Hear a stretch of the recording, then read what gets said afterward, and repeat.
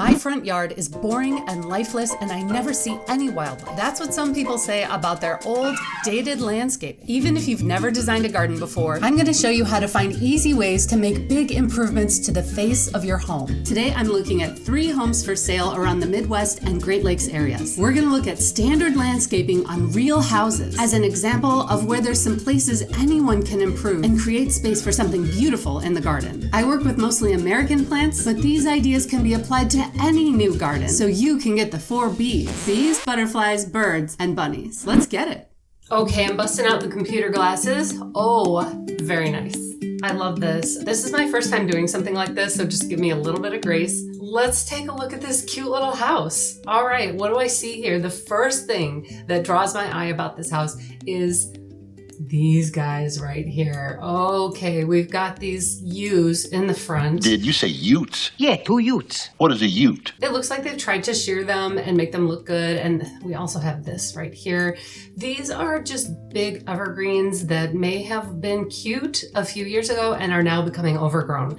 In my opinion, they look too big for the house right now as far as scale. Like, they make this house look like a tiny dollhouse because they're so big. The other thing is that you've got this window over here, and this window is, you're not gonna be able to see anything out of it. All you see is these big U's right here. Sorry if you love these kinds of plants, I'm gonna go ahead and get rid of these. That's the first thing I would do. Normally I don't say, oh, you have to like remove everything and that's gonna make things look better. But when you have things that are overgrown or just like don't match, this is also something that might have been a cute shrub maybe 10 years ago, but now it's gotten bigger and bigger and bigger, and it's just outgrown the space. Also, a lot of shrubs kind of only last a certain number of years, so they just get kind of big for the space. You keep shearing them down every single year and they die in the center and they're not super healthy. I just don't see this as something that's really adding to the landscaping. I would much rather see a smaller shrub here, maybe something with some fall color. I think in the past, people felt like you had to have something evergreen. You want to have year-round color, and evergreen is it. We live in an area, I'm from Chicago, we live in an area where there are not small evergreens, and there's not a lot of large evergreens either. So I would go ahead and get rid of these, and let's see if the AI will let me erase them.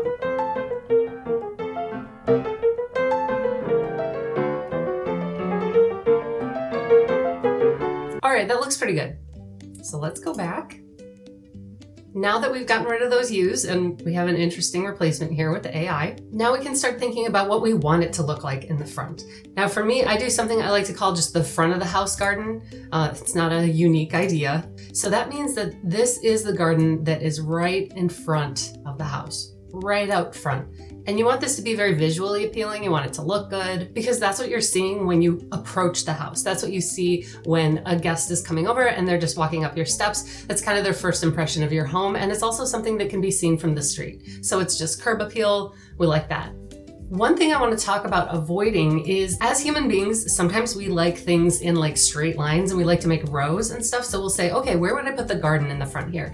Okay, let's put it on the side in a row because that's out of the way. We always think we want to put the garden to the side, out of the way, in a straight line. I don't know why, but that seems to be sort of an instinct for a lot of us. The other place that people would think, oh, here, we'll just put it alongside the driveway right here.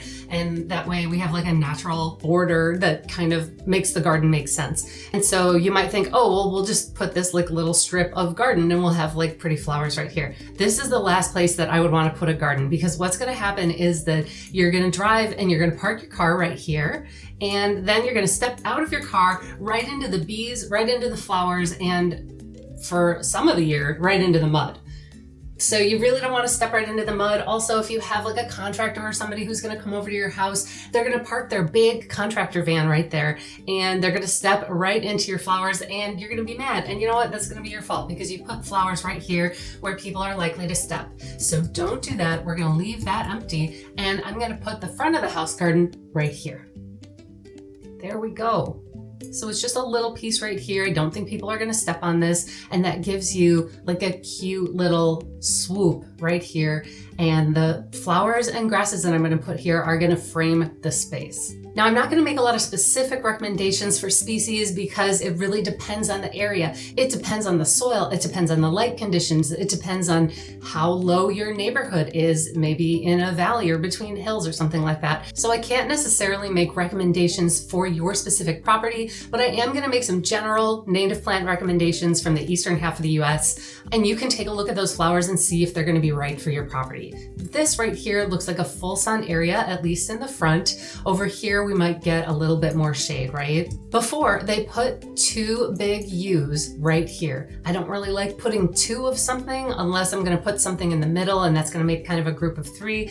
Really, you wanna work with even numbers.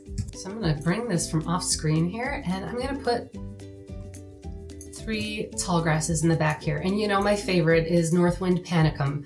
These panicum grasses are beautiful. They also make something called totem pole, and I think there's another one called heavy metal, and those tend to be pretty much upright. Some of the other cultivars are a little less reliable with how upright they are. But I love these grasses. They are so reliable and they're upright. They're pretty all winter round. They turn this beautiful amber color in the winter. So now I'm starting with these grasses. And what's great about this is, guess what? If you're looking out the window, you can see the garden now, instead of it just being obscured with these blocky, chunky evergreens. The grasses also provide a really good backdrop for flowers because you've got this green background and the flowers are really gonna pop. So let's go get some flowers from, okay, I've pulled up some flowers from another page and we're just gonna put some garden phlox right here. Garden phlox can tolerate a little bit of shade. That's gonna be fine for this area that's gonna be a little closer to the house. It's not quite gonna get as much sun as the other plants. And then in front of it, let's go ahead and put some black-eyed Susans because everybody loves black-eyed Susans.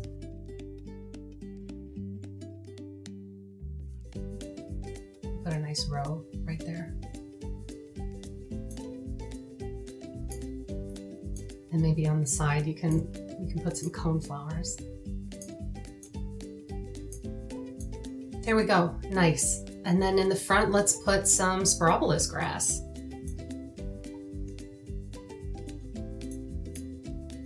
All right, we'll put these right in the front.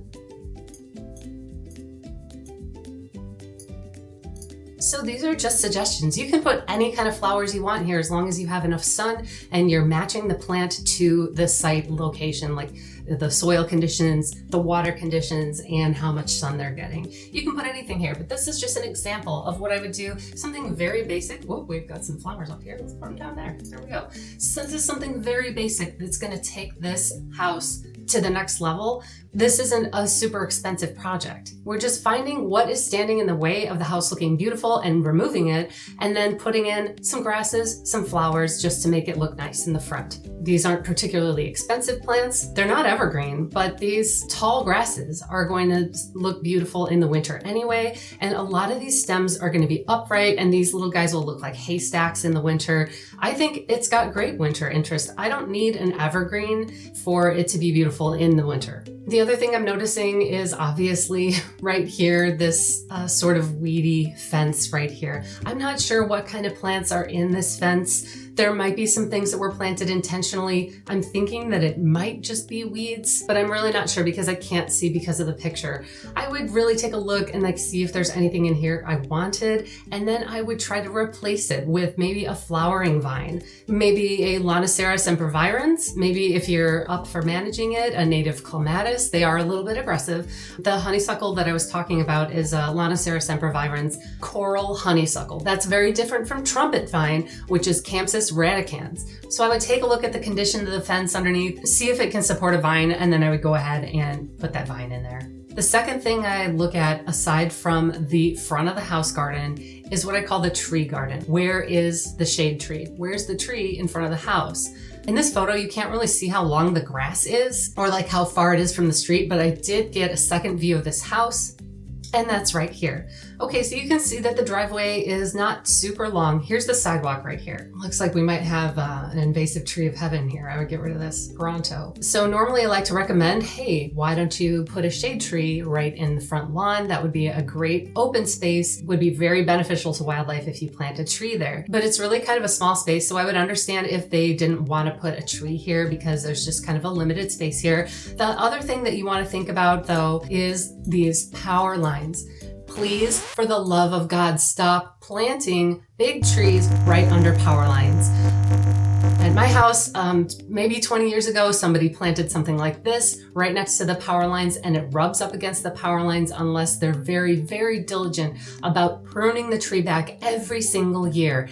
And I think some sparks came from that incident and started a fire in my yard. Please don't plant maples under power lines. They get huge. Think about your plants throughout the whole life cycle, especially trees. Too many trees are allowed to grow under power lines, and it really costs the city and the power company a lot of money, which means that they pass those costs on to us. So just for the love of God, look up first before you plant something that's gonna get 30, 40, 50 feet. So does that mean that we can't put a tree here? Absolutely not. There are trees that are short, like the Eastern Redbud, American Hornbeam. There are even shrubs that can be pruned into like a tree shape that look really cool, maybe some crab apples. There are a lot of trees that are smaller that can tolerate being in the sun. There's no reason to plant something big that's gonna get into those power lines, but you always can plant a tree that's gonna be a little bit smaller. So I'm gonna go ahead and recommend a redbud right here, which I can grab from off screen. There we go. You can put a little redbud right there. Now we don't want it to be too close to the driveway, and we don't want it to be hanging over our neighbors that much. That would be a great tree to plant here. I know that this is an understory tree, so it tends to like being in at least part shade, but I've seen a lot of redbuds do really well, even in parking lots. So I would have no problem putting a redbud right here. That way, when you look out the window and you see your nice garden here and you look at your tree, you're gonna see lots of birds going from the garden to the tree. They're gonna nest in the tree. It's gonna be really nice. Wow, from this angle, you can really see how overgrown this guy is. Wow, that is really big. Obviously, they've taken good care of it. They've tried to make sure that it doesn't go into the driveway. They're shearing it on the sides. Nobody can reach the top. Obviously, this has outgrown its space. It's outlived its usefulness. I totally understand why they would want to plant something like this because they've got these gas lines here and all these garbage cans. I get it. What I would put here instead would be like a viburnum, maybe some chokeberries, something that's maybe low maintenance that they won't have to continually prune every single year. Chokeberries are very low maintenance, so are viburnums, and they have flowers in the spring, they have berries in the fall, and they have beautiful fall color. So I think those would be a really good alternative here. Let's take a look at another house. All right, let's take a look at this super cute house in Wisconsin, a nice little ranch here. You can see right away that we have almost a blank slate here. There's really not a whole lot of garden happening. The grass is, well, it is the winter, but also the grass is kind of not in good repair. The only thing that we have is, of course, our front of the yard evergreens that were planted here 20 years ago and are becoming overgrown. See a pattern here. What's happening is that they have taken care of them. They've sheared them and sheared them over and over. It looks like this particular shrub wants to be this big. You can tell by the shape that this is kind of how big this shrub wants to be. And so we can artificially cut it and cut it and cut it, but the bottom will start to look like the bottom of a tree that's this size. And it's gonna start to get woody. It's gonna start to die on the inside. You're not gonna have a lot of leaves. The leaves are only gonna be in the outside, and then you can just keep trimming it, and then it looks like this. And this right here is kind of starting to go into places that it's not supposed to go, like in front of the door. And you can see that they've trimmed this area right here, and there's an exposed area where there's just branches because it was really important to them to make sure that walkway was clear. The other thing that you're gonna see is the path right here. There's a sort of dark spot on the cement, and that's probably just from the moisture from this plant right here and maybe some leaves kind of gathering here. So this is kind of a wet area, and you definitely don't want to have so much wetness that you're gonna have staining of the cement here. That could probably be taken off with a power washer, but it just kind of tells you like what's going on in this area. So I would get rid of these. They have done their purpose for king and country, and now it's time to retire them. Personally, I would just take my silky saw and go right to the bottom of these guys. You can hire a professional to remove them. I would not try to remove something like this with a truck and just kind of yanking it out. Unless you really know what you're doing.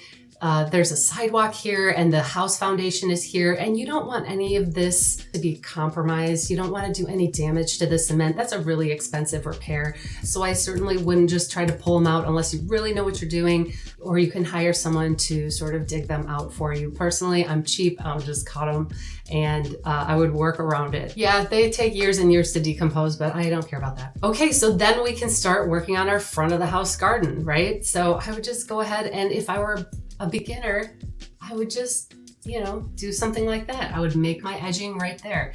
Same thing with this little corner. I would go the same way and just kind of start there. This is plenty to start with. This right here is the window to the living room.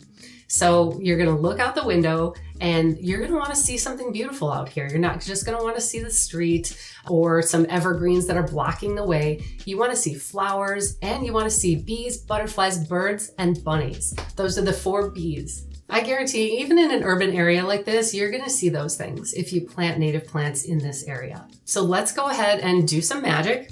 Woo, magic. Okay, so now that this is gone, let's go ahead and redraw our lines. Now you can draw your lines any way you want. Let's say you're me and you always want to have like the biggest garden possible. I would start right there, and I would make a larger garden to start with because I have experience and I kind of know how much garden I can handle, and it's easy for me to maintain. But if you're just starting out, you don't need to start out with a big garden. You can just go ahead and do 3 feet from the house right there. It's really your choice. And over time, as long as you don't make a permanent structure right here, permanent edging is like a garden wall or some metal edging that is really hard to remove. Those are more permanent. But if you just do a natural edge, you can move it out every year or so. There's a lot of us that kind of move our garden out about 6 inches a year, and other people in the house may not notice that we're expanding the garden. And then the other one, there we go. Now I'm just gonna start with this. This right here we'll talk about later. So now with those bushes gone, now you see you have a big hole right here. There's just a big blank wall, and we definitely want to put something there for people to look at. So I'm gonna go ahead and grab a viburnum from off stage. And one viburnum here might be a little lonely. If you can put 2, you might be able to put 2. I just don't like putting it too close in the corner because of course we want to keep it far enough away from the house so that there's no moisture trapped between the shrub and the house. Because remember, moisture is the enemy as far as our house is concerned. We don't want any moisture on this wall to ruin the siding, or any moisture to get up underneath the siding and harm the house. So it's a little hard for me to tell exactly how much space there is there without me being on site. I'm just gonna go ahead and conservatively, just put these right here. Okay, starting to look a little better. Now you know what I'm gonna do is I'm gonna add some grasses. I've put a little plant palette right here, and I'll just go ahead and pull up some grasses here. And there's my 3 grasses that I'm gonna put right there. Now I've got 3 beautiful grasses right here, and let's go ahead and fill this with plants. I've got Monarda bradburyana here, some orange milkweed, butterfly weed, Asclepias tuberosa, there's a spirobolus. And come on, I'm gonna put some black-eyed Susans here. I'm telling you, you put black-eyed Susans in a row and your neighbors will they will love this when it starts to bloom in June or July. It really looks amazing. And some species, they bloom for a long time. It's really, really pretty. Put these grasses on the side here, maybe a few more of these. There we go. Now, like I said, you can put any plants here you want. These are just some really common plants that we use in Eastern North America for our native plantings. There's so many other plants that we can use. These are plants that I have pictures of, and they're also plants that are really easy to plant. They're also short. These are all either 3 feet or shorter, and that's really kind of what you want in the front of the house. So now that I've got this one, how about over here? Now this area is probably gonna be a little more shady, possibly a little more dry or a little more wet than this area, I'm not sure. If you're on site, you go ahead and dig up that soil and see what the quality of the soil is. Is it like really dry, sandy, compacted clay, or is it kind of wet? That's gonna tell you what you're gonna plant there. But for this location, I do feel like it's gonna be a little less sunny, so I'm gonna go ahead and put some wild geranium in there. We can put a nice drift of wild geranium. These are really beautiful plants. Then of course I'm going to use sedges. Now again, this area is going to have a little bit more shade because it has this wall and this wall on both sides. So it's going to have some shade in the corner area, but then once you move more out to the front of the yard, you're going to have more sun. So I wouldn't put these wild geraniums in the front right here because this is actually a full sun area, but back here, it's kind of a part shade.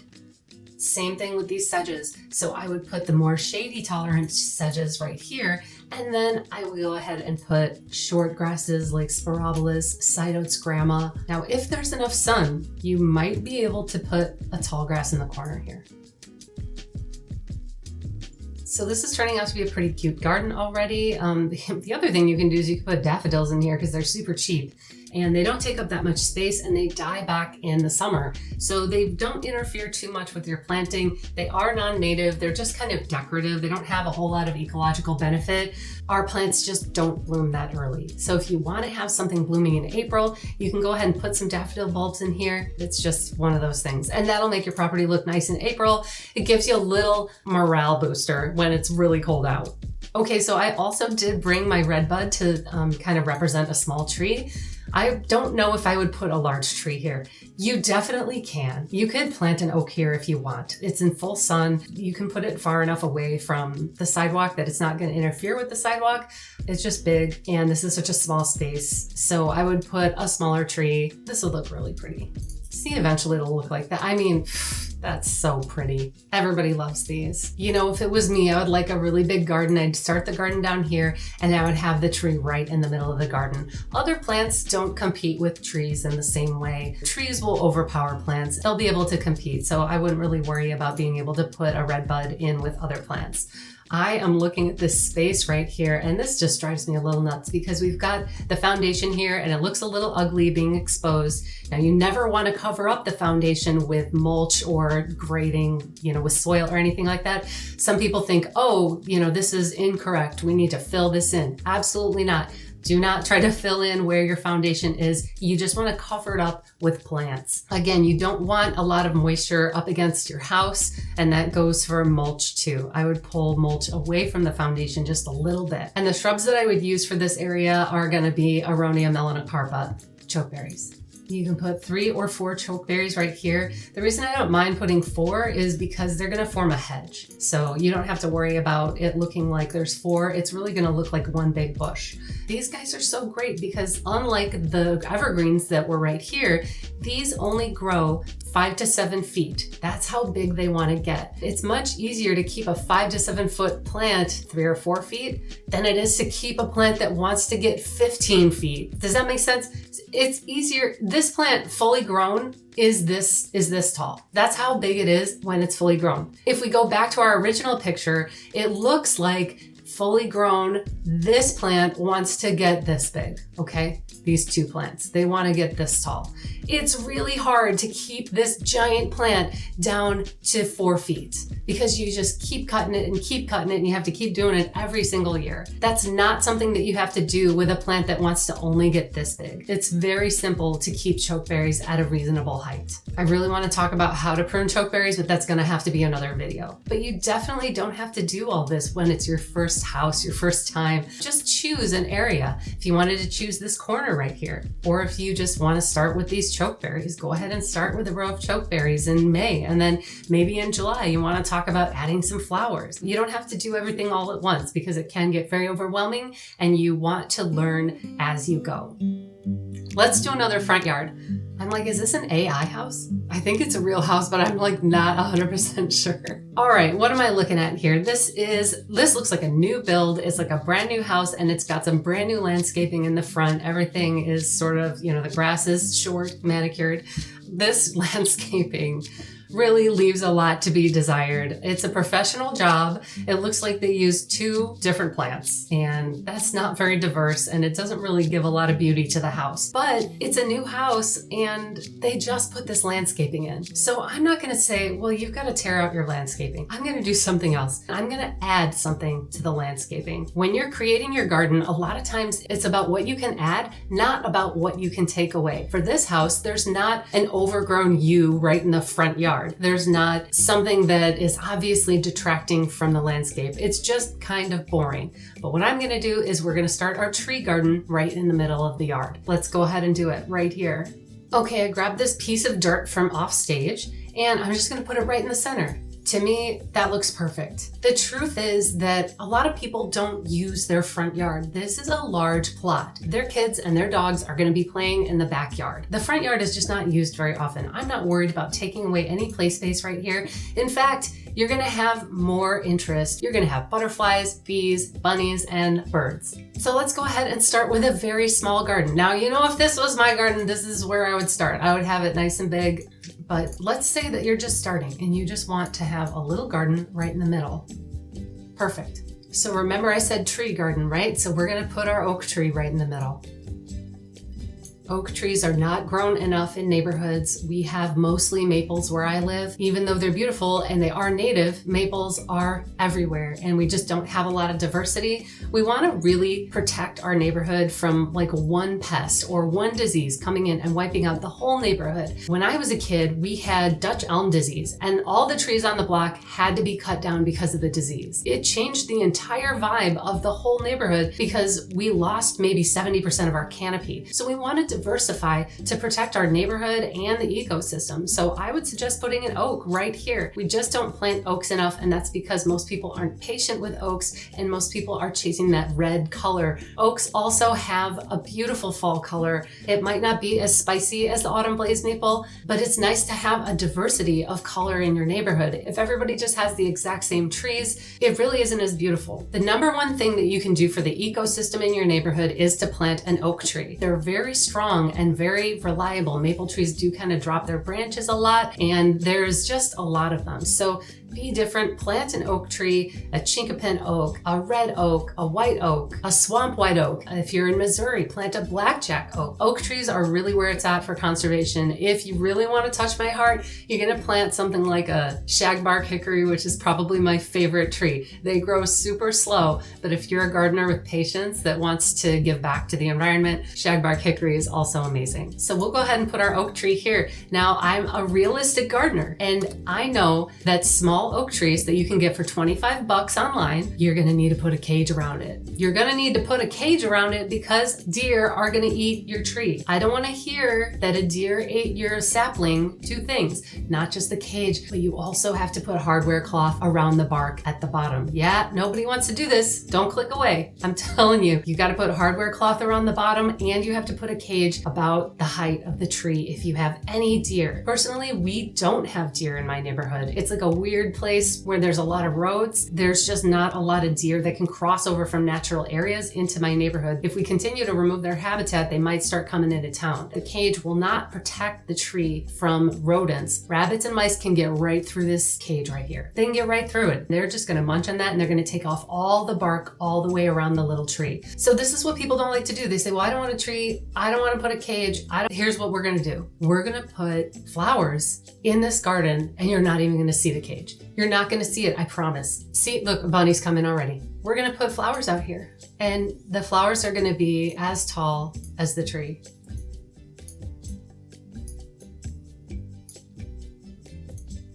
We're gonna put butterfly weed in here because we want monarch butterflies to come visit our garden. We'll put some grasses. Spirobolus down there. I love spirobolus with butterfly weed. And we're gonna put some little bluestone. This is a shorter grass. It's kind of shaped like the tall grasses. It's about 3 feet. I'm gonna put some penstemon in here. I don't have like a good picture of penstemon that can go on this. So I'm using a sedum, but you get what I'm saying.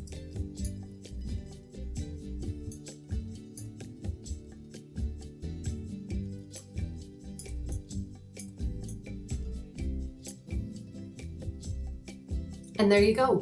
These flowers are gonna totally cover up the cage. You're not gonna see it, it's not gonna be an eyesore. Also, you can get these cages in green or they're a silver color because it's metal and they really aren't a problem. You might say, well, what happens when this tree gets big and starts to shade these plants? And then I have to get all new plants. That's not going to happen probably for 10 years. The tree will get bigger, but it's not going to get so huge that this is going to be a shady area. And even then, it probably won't be super shady. And over the course of 10 years, it's okay to slowly change out your plant. It's okay to plant your garden for how it is today. So that's what I would do here. I look at this and I say, well, I could probably spruce it up and put some more plants. This looks like a very sunny location, maybe. Spruce it up there and put a few more sun-loving plants up there. You can always add, see all this mulch here?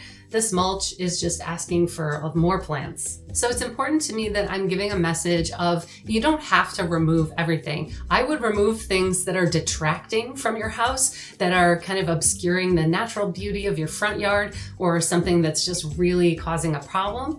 But you don't have to pull out anything else. You can add, because look at all this grass. There's so much grass here, literally not doing anything for the ecosystem. It's not doing anything to beautify the landscape. It's just there. It's negative space, basically, where it's your blank page. I don't like a blank page. I like something on it. Do I want the whole page to be completely full? Sometimes, but not all the time. It's okay to start painting on your canvas. This is your canvas. Let's start painting.